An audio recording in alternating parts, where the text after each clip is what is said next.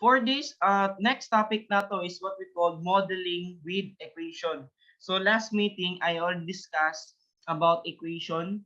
So diri na atay making and using models, problems about interest, problems about area or length, problems about mixture, problems about time, need to do job, and distance, rate, and time. Okay? So we have here the following guidelines para sa pag-answer nato in making models. First nato is identify the variable. Okay? So kung niagi jud kag algebra, the same ra gyapon ang buhaton nato diri. Word problem siya. So identify the quantity that the problem asks you to find. This quantity can usually be determined by a careful reading of the questions that is posed at the end of the problem. Then introduce notation for the variable. Okay? And then translate from words to algebra. So katong mga word problem man good, pwede jud nato siya mahimong algebra. Kailangan nasabtan lang jud ang problem. Okay? So read each sentence in the problem again. And then express all the quantities mentioned in the problem in terms of the variable you define in step 1. Pwede gyapon ka mag-diagram, make table, pwede kayo. Okay? Next naman po, define the crucial fact in the problem that gives a relationship between the expression in the step 2. Okay? Meaning, mag-set up kag equation or model. Dayon, pag human, solve the dynamo and check your answer. Mao na ang guideline. Para masabdan nata example, renting a car. So we have here, our car rental company charges $30 a day and 15 cents a mile for renting a car. Then Helen rents a car for 2 days and her bill becomes 108. So how many miles did she drive? So kung inani, kung ma-answer nimo directly, pwede kayo. Pero kung pwede na to gamiton og algebra, mag gamit tag variable kung sa to ang ginapangita. So kung napansin nimo, ang ginapangita nato how many miles did she drive. So mo na ang imo ang i-represent nato variable x. Kasagara sa algebra, x ang ginagamit. Okay? We are to find the number of miles Helen has driven. So to translate that in algebra, kung makita nimo, number of miles driven, mileage cost, that is 15 cents. Di ba? So that is 0.15x per mile. Okay? And the daily cost, 30 per day. Kunya kay 2 days man siya. So times 2. Diba? So mileage cost plus daily cost, that is the total cost. So 0.15x plus 2 times 30 is just equal to 108. Then solve for x na dayon. Okay, divide lang nimo both sides sa 0.15. Kani gibalhin ra ning gibalihin ra ng 60 diri mo ng minus 60 mo ng 48. Divide both sides by 0.15. Algebra ra ni siya. Okay, pre-calculus ba yan eh. So make sure nahuman na mo algebra and trigonometry kay preset na siya. Okay, so your answer is 320 miles. Yan na to ra. And you can also check your answer. Naraman diri sa left side na to. About naman sa interest, ayan, para at least na mo idea, when you borrow money from a bank or when a bank borrows your money by keeping it for you in investing savings account, the borrower in each case must pay for the privilege using the money. So that is what we call the interest. No, kung naa kay background, gamay nga background sa accounting, di ba na dungog naman natin yung simple interest. Okay? Dili ang amount or of a loan or deposit, mo na siya ang ginatawag na tog principal P. Okay? Loan or deposit. And then ang R na to, that is the interest rate, the annual percentage rate nga gipaid nimo for this money. And the simple interest formula, we have now the formula given this. So make sure isulat nimo sini sa notebook, kay importante nga guided ka kay daghan kay tag mga formulas diri. Okay, make sure nga isulat nimo niya. So we have here the formula and question. Example number 2. Mary inherits $100 and invests it in 2 certificates of deposit. One certificate pays 6%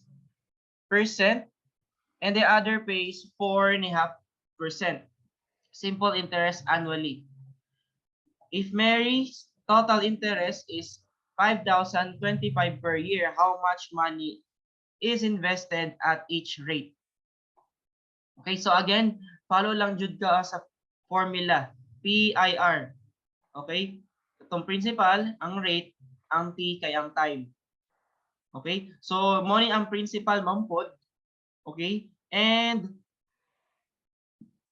tanaw na to, kailangan sabto na to ang problem. Okay? Ang question, how much money invested? Okay, that is your variable X, the amount invested at 6%. Okay, so Mary's total inheritance is $100,000. Okay? Pero nag-invest na siya, so minus X. Okay? So mo nang kinahanglan na kay tabular or table para masabtan nimo in words, then i-convert mo siya into algebra. Okay? So medyo challenge jud na siya, no? Pero inana jud na ang buhaton nato. Okay? Amount of invested at 6%, that is X. Okay? Amount invested 4.5%, that is 100,000 minus X. And ang interest at earned na to 6%, 0.006x.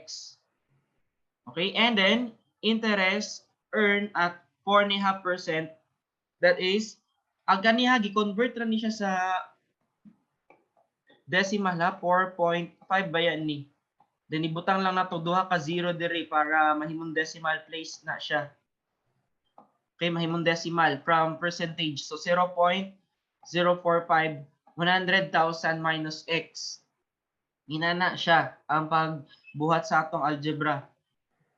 Okay, so again, ang equation niya, interest at 6% plus interest at 4.5%, that is the total interest.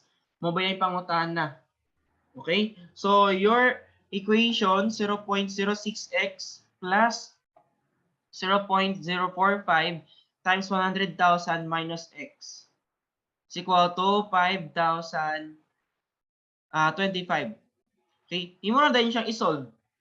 Okay, combine like terms, imo ni siyang i-multiply, distributive property lang ta, then 0.045x. I-combine lang ni sila, combine like terms in terms of x. And then kani, pwede na pud nimo ibalhin ang 4,500 diri.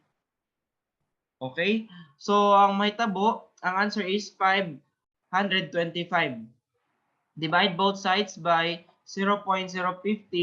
So ang answer nimo is 35,000. Okay? So that's your answer. 35,000 ang na-invest nimo at 6%. Okay? Next naman is about area and length na to. Okay? So we have here the following problem. A square garden has a walkway 3 feet wide around its outer edge. Kinaatay makita nga picture na diri sa left side, ayan. Okay? Mao na siya ang area. If the area of the entire garden including the walkway is 18,000 feet square or square feet, what is the dimension of the planted area? So pangutana diri is ang planted area or length niya. Okay? So kung maka-remember mo sa area, di ba? Length times width naman na. Kung naka-remember pa mo sa geometry na to. Okay? So, and we are asked to find the length. Missing ang x. Okay? Pero na naman tayo width or that is the wide. So ang x na to is ang length. Length of the entire garden, x plus 6. Okay? Entire garden ha, ang length niya. And then ang area of the entire garden, x plus 6 square. Okay? Nakuha na siya. So, again, this is square. Okay? Ang formula sa square para sa area niya is just S square. Okay? Kasi parehan lang yung length at saka width niya. Nakuha siya, ang area ani, square by ani. Kung rectangle na siya, length times width. Mao nang akong gisulat ganina. Area, length times width. Pag hindi pareha ang length at saka width niya. Pero pag pareha, S square. So, mo ng x plus 6 square. Okay, so factoring lang na siya. Na-discuss naman na ako ni. Okay, so ang hitabo, ang entire garden is 18,000 feet square. And look, we are looking for a length. So, atong i-square root both sides. No? Na-discuss na ako ng equation ha. Pag square root both sides, ibalihin ni mo ning 6 dire, may mong negative 6. And use your calculator in this part. Square root of 18,000 minus 6. Then you're done. Makuha na ni mo ang length. The answer is 128. Okay, so again, practice mo ha. Medyo daghan kitag word problems mong good diri. Okay, dimensions of a building lot. So natay rectangular building. Okay, so natay building. So pwede nimo i-drawing ha. Kung natay building, mo ni ground, mo ni ang building nato. Utang nato ha. Building lot is 8 feet longer than the wide and has the area of 2,900 feet square. So natay area, length times width niya, 2,900.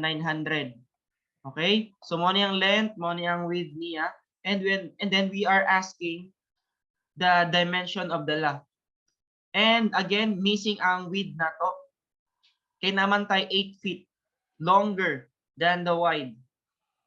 Okay, so 8 plus W.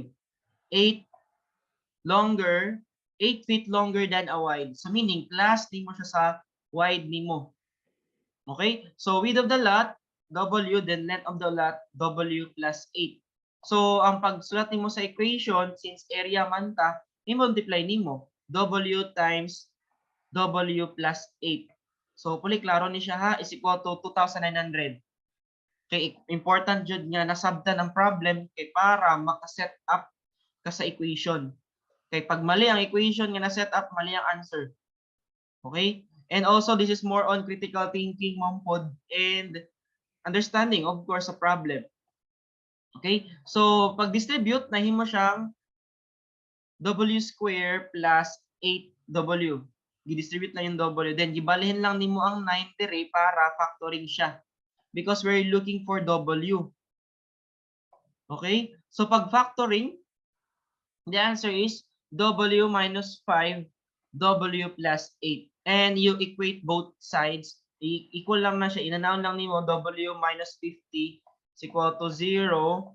Ang isa, W plus 58 is equal to 0. So, pagbalin nimo sa negative 50, may mo siyang positive. W is equal to 50. Ang isa, W is equal to negative 58. Since ang ato ang width manggod dapat positive kay building baya.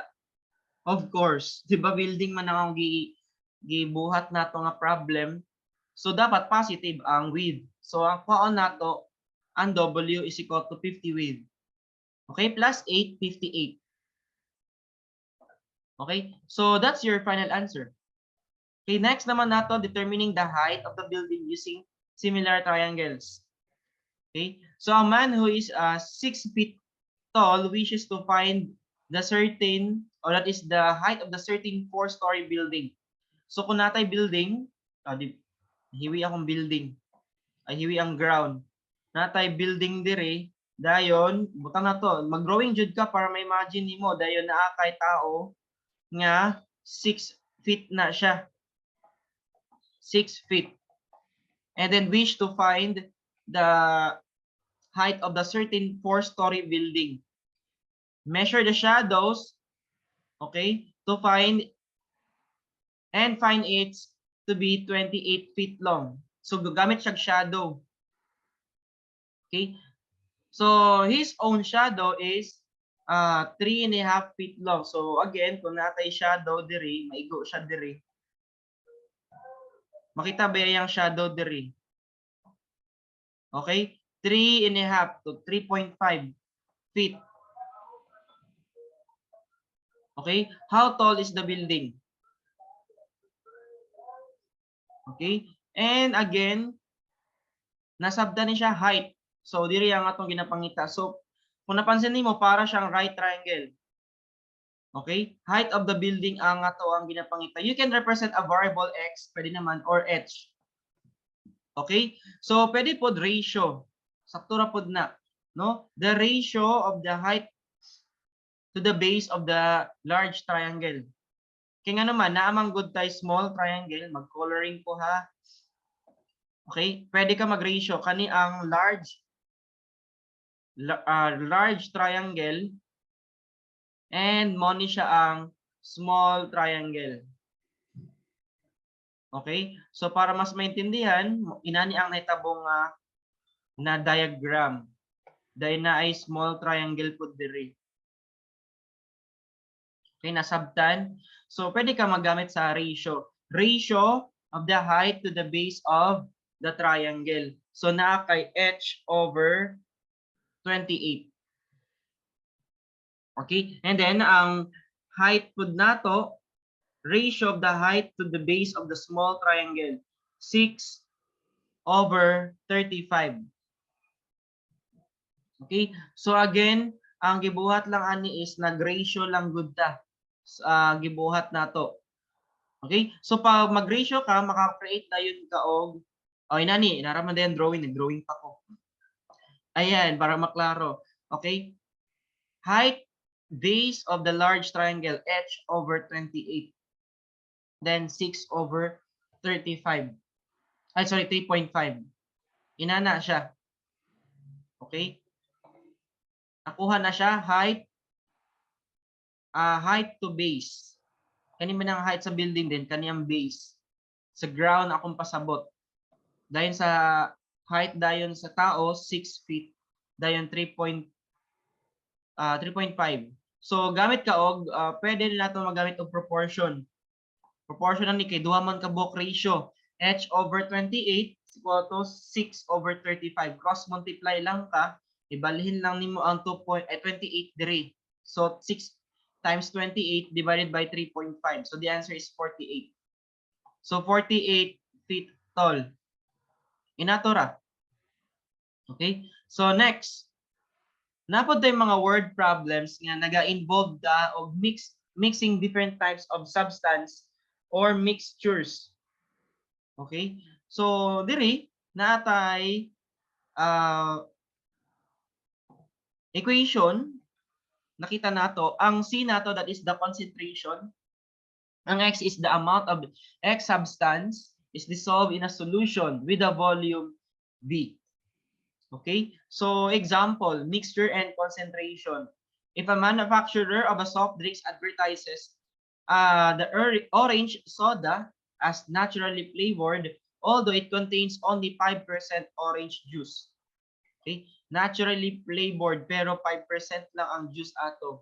A new federal regulation stipulates that to be called natural, a drink must contain at least 10% fruit juice. Diba nagainom ba tag mga juice like katong Four Seasons, di ba? Or katong pineapple juice. Di na butang man nila pila ka percent ang fruit juice ato. Okay? Then how much pure orange juice must this manufacturer add to a 900 gallon of orange soda to conform the new regulation? So again, from 5% to 10%. Okay? So diri kung makita nato sa ato ang solution, first muna nato is find the value of ano yung x natin. Ano yung question niya? How much pure orange? Okay, to be added, that is the amount in gallons. Pila ka gallons ha para 10% siya. Ayan. So, we have here the algebra. Translate natin. Ingon siya, amount of orange juice to be added, that is your x. Amount of mixture, i-add nimo. 900 plus x. Okay, kay gallons ba ninyo? Napatay gallons diri. Okay, and then amount of orange juice in the first vat. Okay, so na-answer na to na 0.05. I-convert lang nato na siya times 900 is equal to 45. Okay? In the second bat, 1 na. 1 times x is equal to x. And ang isa ka mixture, 0.1 times 900 plus x. So inana ang nahitabo diri in the situation for the amount of orange juice. So kung natay 5%, okay, plus 100% juice. Okay? So kani siya 900 man nga gallons, so 45 gallons. Okay, times 5% man na. Okay? Napod tay x gallon times 100%, that is the x. And ang 10% juice, 900 plus x gallon. Okay? So, ang may tabong equation na nato, 0.1 times 900 plus x. Okay? And then, ang nasa left side nimo is the amount of juice in the first vat and the second vat na dayon. I-add lang nimo. So, 45 plus x. So, your answer ani is 50. Kaya mo rin silang i-distribute kaning 0.1. So, may mo siyang 90 plus 0.1x. Then, i-combine like terms lang dayon ni mo ni.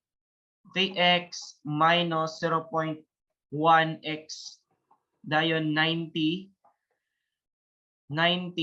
minus 45. So, the answer is 45 is equal to 0.9x. Okay? And divide both sides by 0.9. Divide lang nimo para ma-cancel. Divide. Ayan. So, the answer is 50. Okay? So, meaning, kailangan pa nimo 50 gallons of pure orange juice to the soda. Okay? So, yun na mga example ha. Practice lang jud daan ni. Dagan kitag mga word problems. Next naman po is time. No, dagan kay word problems no about mixture, about time. So dire sa time, nata example. Okay, because of the anticipated heavy rainstorm, the water level in the reservoir must be lowered by 1 foot. Opening spillway as A lowers the level of this amount in 4 hours. Whereas opening a smaller spillway, that is B. Variable, ano na siya ha? A, natay spillway A, napod tayo spillway B. Mabuhat na niya in 6 hours. Ang isa, 4 hours. Pila man ka hours kung silang duha, you will take the lower the water by 1 foot if both spillways are open. Nagets na siya. Ang isa ka spillway A, ang kaya niya 4 hours. Ang second spillway, that is spillway B, ang kaya ra niya nga trabaho 6 hours. Individual. Pila na daw ka hours pag silang duha na ang na-open ang spillway. Ayan, so nakita ba natay picture diri sa left side pila ka hours pag dungan sila mag-spillways, no? So let x be the time in hours it takes to lower the water level by 1 foot in both spillways open. So first muna nato pag together sila, we represent this as x. Okay? So pag silang duha, x times h, pwede. No? Pero ang atong i-focus man gud nato diri ang distance A. Lowered level in 1 hour. So 1/4. Kaya di ba 4 hours man gud. Di siya floor ano ha 4 plus 6 i-add lang nimo, dili na ang ilang hours ni add lang nimo together. Dili siya easy. Okay? So ang buhaton nato, i-fraction nimo ha. You have to fraction pag mag-work together by basta work problem na siya ha. So 1/4. Ang isa 1/6. Okay? Again, we look at the fraction of the job that can be done in 1 hour by each spillway. So, i-fraction nato. Dayon ang next distance AB together lowers level in 1 hour. So, 1/x. Okay? So, ang may tabo, i-add lang nimo ning duha. I-add lang nimo nila silang duha. Okay? Equal sa 1/x. Okay, together naman na sila. So 1/4 plus 1/6 is is equal to fraction done by both. So magamit lang ka og LCD. Okay? Ang LCD na to ay 12x. Diba? Kay 4, 8, 12, kani kay 6, 12 by 12 ka. 12x ka mag-multiply both sides. Ayan. 12x po dire. Diba? So, ang answer, 3x plus 2x is equal to 12. Okay? And then, 5x is equal to 12. I-add lang na siya. Divide both sides by 5. So, ang answer ni mo, x is equal to 12 over 5. Nakuha siya. So, inanara. So, ang answer ni mo, 2 and 2 over 5 hours or 2 hours and 24 minutes ang makaya pag silang dalawa na open na. Okay, inana ang ginabuhat pag work problem. Next naman kay ang distance, rate, and time na pud ka. Okay? So again, kung naka-remember pa mo sa physics, kung niagi jud og physics to, distance equal to rate times time. Okay? So we have here the formula sa distance speed time problem. A jet flew from New York to Los Angeles, a distance of 4,200. Okay? The speed for the return trip was 100 km per hour, faster than the outbound speed. If the total trip took 13 hours, what was the jet's speed from the New York to Los Angeles? So, diri, we have here the solution. Again ha, ikaw ni bahala kung kasi gusto ni mga variable, kung kasi pinapangita diri. Okay, speed ang hinahanap. So you can represent S as the speed from New York to Los Angeles. Okay, plus 100. Okay, speed from Los Angeles to New York.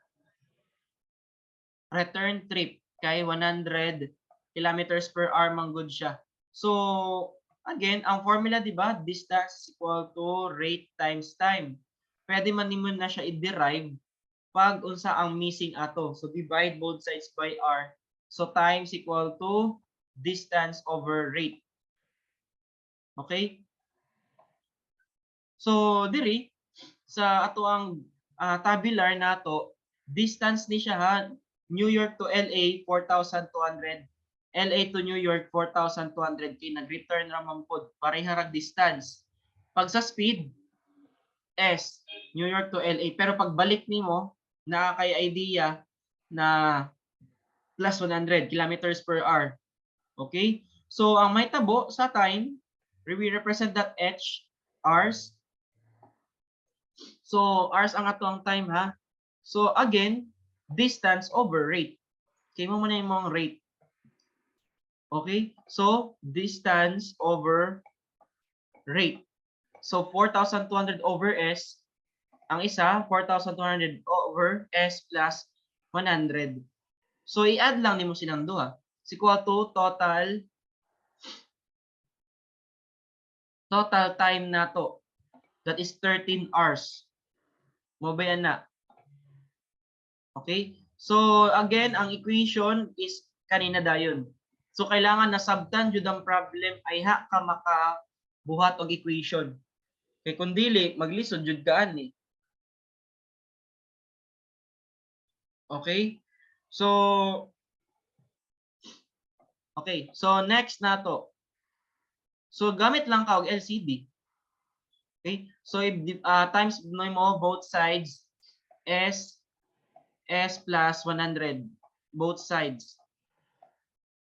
So, S times S plus 100 divide mo diri, di ba S plus 100. So 4,200 times S plus 100. Then ang LCD divide mo diri S ang mabilin times the numerator 4,200 S. Then i-multiply ang 13 sa diri. Okay? So ang may tabo mag-quadratic ta kay pag distribute ani 13S square then 1,300S. Okay? So 4,200S then kani is 4,000 ay 420,000. Ay ang gibuhat diri, di ba kani kay 4,200S 4,200 SG. Add lang na, so 8,400. Okay? So next nato dire is combine like terms kung nabay makombine kani. Ibalhin man nimo dire. So 8 at 1,300 minus 8,400. So ang result ana niya is negative.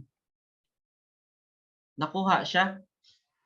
And then, kung hindi ka kabalo sa factoring, use quadratic formula. 'Di ba? Ano nga yung formula ng quadratic? 'Di ba? S atong gamiton kay S man ang variable diri. 'Di ba? Plus minus B atong iklaro ha.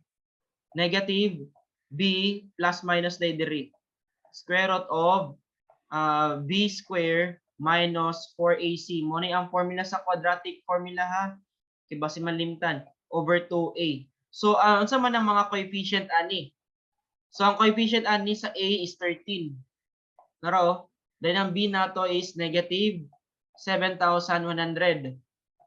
Dayon ang C nato is kani negative 420,000. So inana identify lang sa nimo kinsa si A, B, and C so that you can substitute here in the quadratic formula. Nakuha siya. So inana lang. Again, mo ni ang B, negative B ba to? Di ba kay negative ba yan ni? Positive na siya. 7,100 plus minus B square, so negative 7,100 square minus 4AC over 2A. So inana lang, gi-substitute na tanan. So use your calculator, kuha ni nasa sulod sa square root.